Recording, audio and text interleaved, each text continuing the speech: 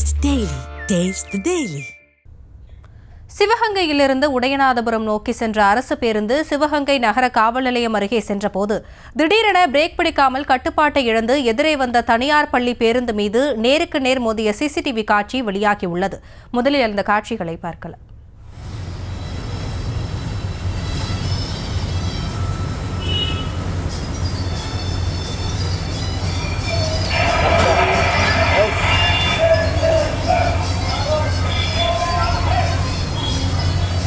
இதுகுறித்த விவரங்களோடு இணைகிறார் எமது செய்தியாளர் சந்திரமோகன். இந்த விபத்து எவ்வாறு நிகழ்ந்தது? யாருக்கேனும் காயம் ஏற்பட்டு இருக்கிறதா? பள்ளி குழந்தைகளுக்கு யாருக்கும் காயம் ஏற்பட்டு இருக்கிறதா?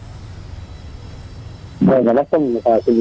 சிவகங்கை பேருந்து நிலையத்திலிருந்து உடையநாதபுரம் நோக்கி திருப்பத்தூர் சாலையில் அரசு பேருந்து சென்று கொண்டிருந்தது. பேருந்தை ஐயப்பன் என்பவர் ஏற்றி வந்தார். சிவகங்கை நகர் காவல் நிலையம் அருகே வந்தபோது பேருந்தின் பிரேக் செயலிழந்ததாக கூறப்படுகிறது. இந்த நிலையில் எதிரே வந்த தனியார் பள்ளி வாகனத்துடன் நேருக்கு நேர் மோதியது.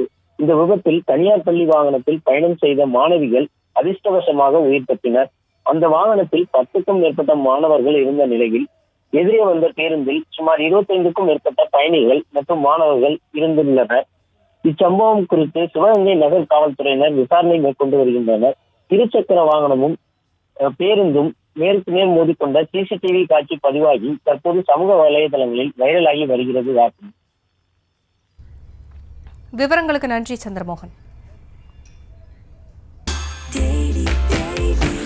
Taste the Daily.